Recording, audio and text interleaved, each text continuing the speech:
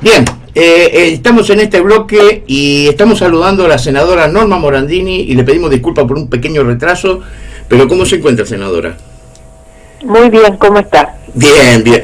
La verdad que es un placer, como le había dicho, y esto no tengo reparo en decirlo, en esta parafernaria de tanto discurso confuso y demás, hablar con usted siempre es un bálsamo. Bueno, gracias. Bien, sabemos que estamos en veda, tenemos que limitarnos a determinados temas.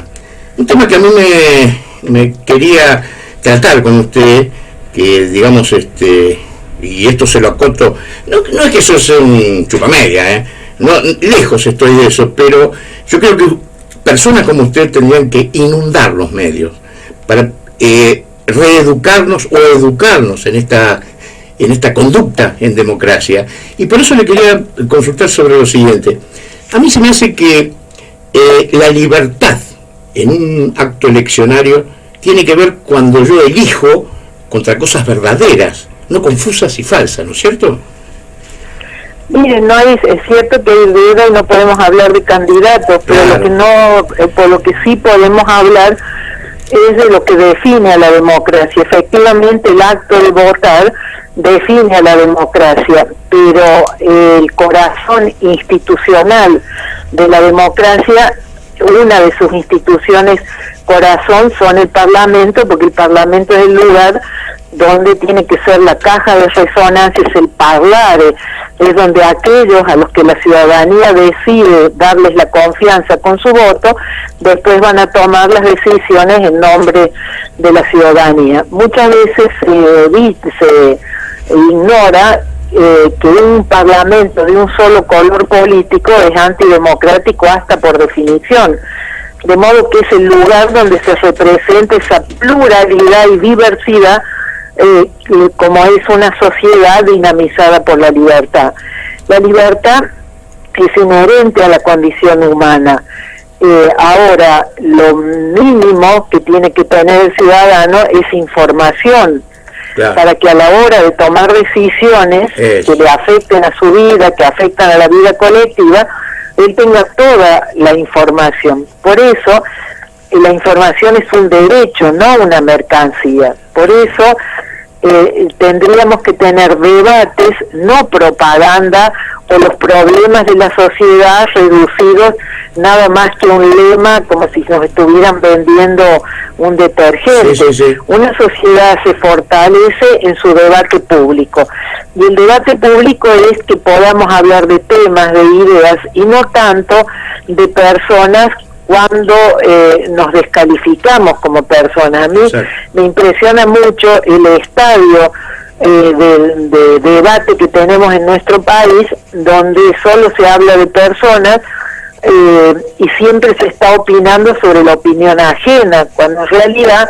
decir yo opino de esta manera, usted opina de esa manera, en esto de que cada uno muestra o puede intercambiar opiniones, quienes nos están escuchando van creando su propia opinión que no depende ni que se la imponga usted o la imponga yo, sino yo siempre creo que del otro lado hay seres con capacidad de discernimiento que no se debe tratar como si fueran niños, porque en nuestro país hubo periodos en la vida histórica, institucional, donde se creía que el pueblo estaba inmaduro para ser democrático, ¿no? Claro. Esa concepción de tutelar, de creer que hay alguien que es esclarecido, que se pone por encima de todos, por encima de la ley, y desde ese lugar le dice a los otros lo que tiene que hacer. Exacto. Por eso es fundamental el debate público en la democracia. Y como vivimos en un tiempo de medios electrónicos y de medios de comunicación, hoy ya no es el debate como se hacía antiguamente, o lo que decía el padre en el púlpito era casi como la voz sagrada. Hoy lo que pasa en los medios de alguna manera es lo que nos da la sensación de que todos pertenecemos a un lugar común. Claro. Pertenecemos efectivamente al lugar común que es el ser argentinos, vivir en esta parte del mundo, tener estos gobernantes, tomar estas decisiones. Esto es lo que nos hace pertenecer a un país, a una nación. Ahora, es fundamental que tengamos responsabilidad también aquellos que tienen que mediar entre la información del Estado y la ciudadanía. Y a su vez, saber que los gobernantes tienen una obligación ineludible en democracia, que es publicitar sus actos de gobierno, no hacer propaganda de sus personas, sino publicitar, decir lo que hace, informar sobre lo que se hace, porque el secreto, que es algo que impera en las sociedades autoritarias, es incompatible con una sociedad que se precie de democrática, ¿no? Claro, es muy claro lo que dice Norma.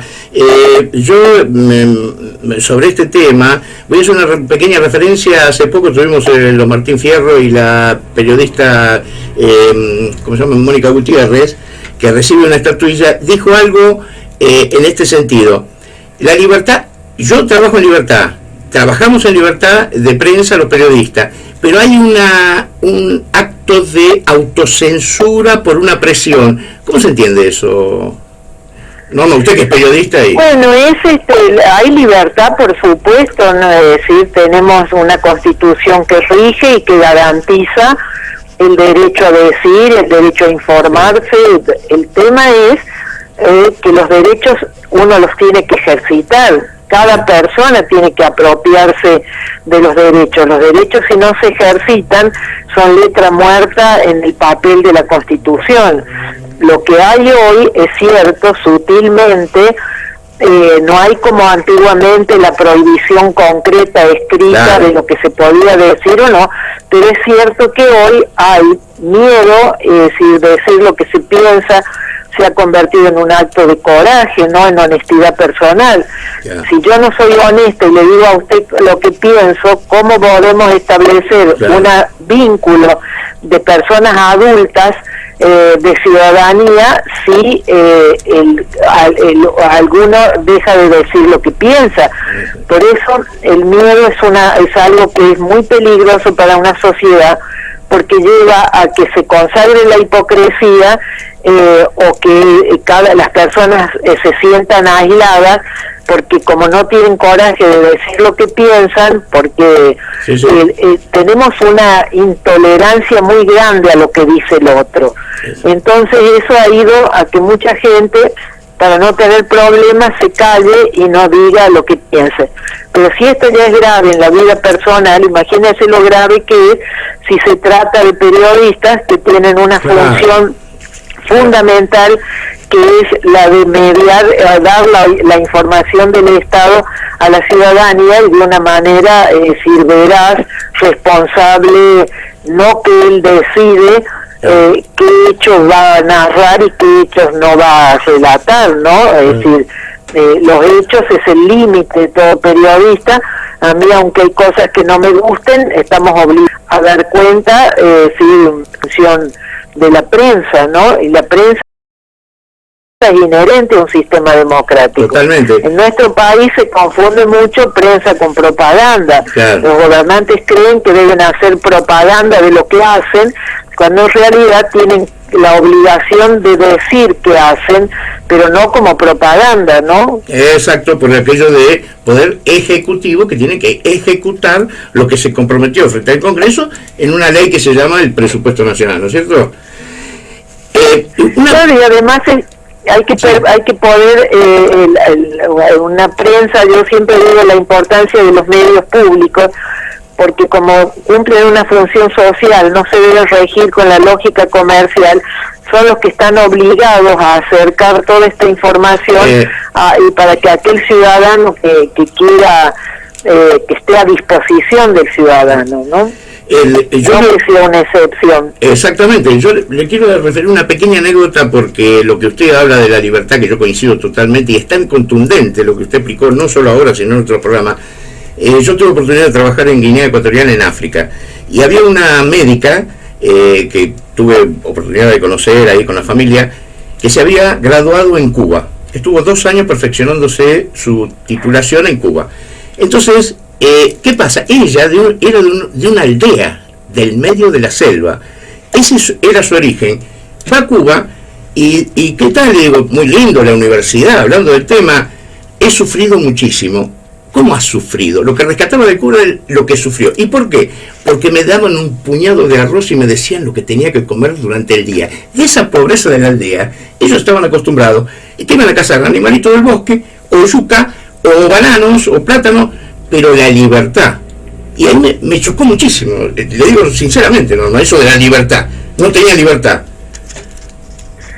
Bueno, nosotros no necesitamos ir a Cuba, necesitamos, claro. Siempre digo, hay que compararse, claro, pero eso con uno mismo. No digo por Cuba, el efecto, historia, ¿no? El valor de la libertad, ¿no? Durante mucho teníamos que pensar qué teníamos que vestir, con quién nos teníamos que ver, a quién teníamos que llevar al alcohol. Es decir, esto forma parte de la más odiosa cultura autoritaria que por suerte hemos dejado atrás, o por lo menos queremos dejar atrás, ¿no? Totalmente. Entonces hay que compararse con uno mismo y no siempre estar mirando para afuera, decir, o por lo menos mirar las cosas buenas que hacen los otros, y saber de qué manera queremos vivir. La libertad es inherente a la condición humana, la dignidad humana está en la libertad. La idea de los derechos humanos es que un hombre herido es la humanidad herida. Un hombre son todos los hombres.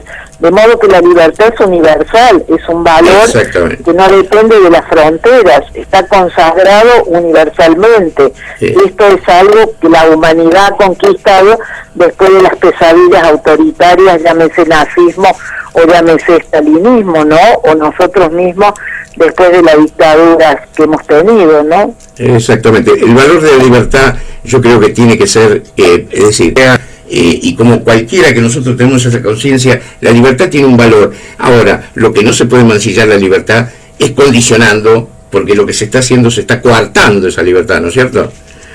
Y además la libertad no se puede interpretar. Yo he llegado a escuchar a un ministro decir, nosotros defendemos la libertad, pero no cualquier libertad. Y no hay diferentes libertades, hay una libertad, y el único límite que admite la libertad es la responsabilidad. Es decir, cuando uno ejercita su libertad no puede afectar a otro, entonces ahí está la responsabilidad.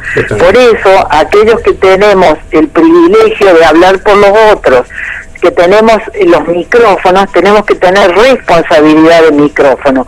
Y me parece que este es un debate que falta, porque la ciudadanía sí tendría que demandar de parte de aquellos que yo digo siempre es el gran privilegio de hablar por los otros, que honren ese privilegio con responsabilidad, con estudio, que no anden detrás de los rumores, que respeten, sobre todo cuando se trata de hablar de tragedias, cuando se trata de dar una información sensible. Hay códigos de ética en todos los países desarrollados en relación a la actividad periodística. A mí me gustaría que en las universidades tuviéramos cátedras de deontología periodística, muy pocas lo tienen.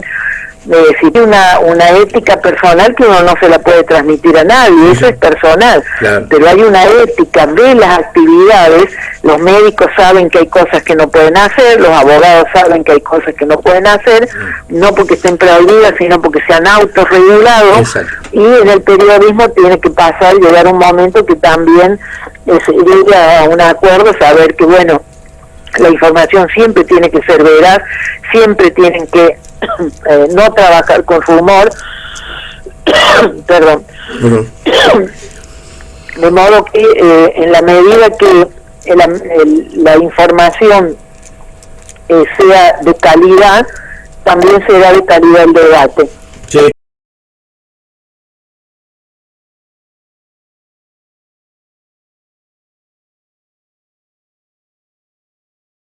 La verdad que coincido totalmente. Y la última, para ya cerrar el bloque, yo tengo para mí, por lo menos se me dio así, esta confusión de las pasos, que hay mucha gente que no sabe que se vota porque se vota, es decir, no tiene claro cuál es, digamos, el sentido o la mecánica y a dónde van.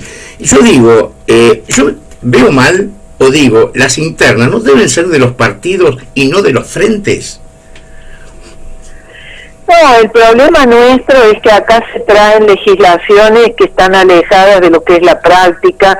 No tenemos en cuenta que en el año 2001 explotaron los partidos políticos, que sí hay toda una modificación, pero bueno, lo de las PASO, si fueran efectivamente internas para que la ciudadanía elija ahora el domingo quienes quieren que vayan en las listas de octubre, uno puede pensar, bueno, es un avance, porque es el ciudadano que decide quién va primero, quién va segundo. El problema es que internas ha habido solo en un sector, entonces al no haber en los otros sectores son una gran encuesta nacional.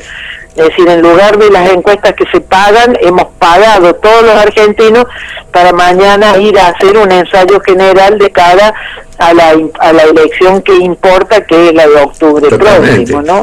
Totalmente. De todas maneras, yo hice en la editorial de hoy, hice un análisis de que en un momento, digamos, antes del 2001, por lo menos, tanto el justicialismo como el radicalismo y los otros sectores había interna. Resulta que hoy de Narváez o Massa o cualquiera presenta un frente, es el dueño. ¿No? ¿Cómo voy a ver? Ahí no eludir la vida, no hagamos nombres ni pero digo el sistema, ¿no? Lo que importa es que el domingo, es decir, por más que las personas estén cansadas, enojadas, con razón, es decir, la posibilidad de ir con su voto y manifestar a conciencia es un acto que hay que celebrar. Por lo detestable que pueda ser la política, para alguna gente, quienes toman decisiones por nosotros son las personas que están en la política. Entonces somos nosotros que con nuestro voto quienes decidimos quienes después van a tomar decisiones en nuestro nombre. Y entonces ese es el sentido. Bien. Si no hay participación ciudadana, que se va es la democracia, ¿no? Sí, y llenar la democracia más allá del acto eleccionario, como usted plantea, es el debate público de los grandes temas, ¿no?, que nos mueven a la sociedad, ¿no? Senadora, un tema es el tema electoral es un tema, las elecciones son un gran momento, claro, para que una sociedad se mire a sí misma, se pregunte en qué lugar está y en el debate colectivo decida hacia dónde quiere ir. Ese es el sentido profundo del acto eleccionario, ¿no? No es elegir personas. Es decir, las personas encarnan ideas, encarnan proyectos y bueno, y ahí la gente no se tiene que desentender, porque cuando se desentiende, ahí está entregando, está cediendo su libertad para que otro sí haga uso de su libertad. Exactamente. Norma, le puedo decir Norma, una más de última. Yo estoy acompañado por mi hija Paula, que está estudiando periodismo, y me está haciendo seña que le gustaría hacerle una pregunta. Estuvo escuchando atentamente. ¿Me permite usted? ¿Cómo no? ¿Qué tal? Paula Forlaneto la saluda. Buenas tardes. ¿Cómo está, Paula? Qué pena que te escucho bajito. ¿Qué tal? A ver, ¿ahí me escucha mejor? Sí. Sí, quería preguntarle, hablando de la libertad y del periodismo en general, ¿qué opinión le merece la manifestación que se llevó a cabo, el famoso 8A, en contra del gobierno nacional? Mire, es el derecho que tiene la ciudadanía. Yo prefiero indignados a tiempo para que no se enfurezcan tardíamente. Como la tragedia de Rosario tiñó todo, pero en ese momento, ¿por qué si los partidos políticos tenían derecho a hacer cierres de campaña, por qué el ciudadano independiente que no se siente representado por ningún partido no va a tener derecho de manifestarse en la calle de manera pacífica? A mí a veces cuando escucho la política, la cosa así, hoy lo que es novedoso en nuestro país es que ya nadie, lo voy a decir de una manera vulgar, nadie tiene la vaca atada. La gente puede votar hoy de una manera y en la próxima elección de de otra. Entonces, hago la salvedad que lo que modificó la manifestación fue la tragedia de Rosario, que llevó a que muchos sintieran necesidad de recogimiento y por respeto sí se cancelaran las campañas. Pero yo lo pongo en otros términos. Si no hubiera pasado la tragedia de Rosario y los partidos o los frentes, los candidatos hubieran hecho sus cierres de campaña, ¿por qué no iba a tener derecho la ciudadanía independiente a manifestarse también en un lugar público? Claro. No me parece que sea ni más ni menos grave. Insisto con esta idea, yo prefiero ciudadanos pacíficos, indignados a tiempo, y no personas enfurecidas como pasó en 2001, que todavía estamos tratando de reconstruir el país que quedó en escombros en el 2001, ¿no? Bueno, muchas gracias. Bueno, la participación de mi hija, orgullo mío, pero no importa. Norma, Bueno. le agradezco muchísimo. Un buen domingo para todos los ciudadanos de la República Argentina y un beso para usted. Bueno, ahí soy yo la que le tendría que preguntar a Paula qué piensa ella. ¿Qué me responder? Por joven, no por... Sobre el 8A. Sí. Sí. Sí, yo tuve que ir a cubrir el evento y bueno, y si bien estaba algunos haciendo campaña, bueno, sí, bien vi menos convocatoria que el 18A, que también lo fui a cubrir y que fue multitudinario y que había de todo. Creo que la gente se sintió muy tocada también por la tragedia de Rosario, por una cuestión de respeto decidió no ir a la manifestación, pero otros quienes asistieron no creo que sean irrespetuosos ante las víctimas de Rosario, sino que es un llamado de atención, por lo que estuve investigando, que la gente quiere ser escuchada también, que no se tomen como los antipatria por ser antikirchneristas tal vez, y frenar con la división, la polarización constante que está habiendo ante los que son afines al gobierno y quienes no, sino que están buscando todos una unidad donde todos puedan convivir. Bueno, te agradezco mucho, tengamos buenas elecciones a conciencia para todos. Gracias a usted. Gracias, Norma. Buenas noches. Un abrazo, adiós. Adiós. La senadora Norma Morandini, nosotros ya la hemos tenido en el programa y como yo dije, y como decir, banco lo que dije, es un bálsamo. Poder hablar con esta mujer, una persona que habla de las cosas, no habla de las personas, realmente es muy satisfactorio poder hablar y ojalá que este bloque sea escuchado por mucha gente porque nos enseña mucho en forma permanente. Vamos a un corte y después seguimos. Le he pedido tanto a Dios que al final oyó mi voz. Por la noche a más tardar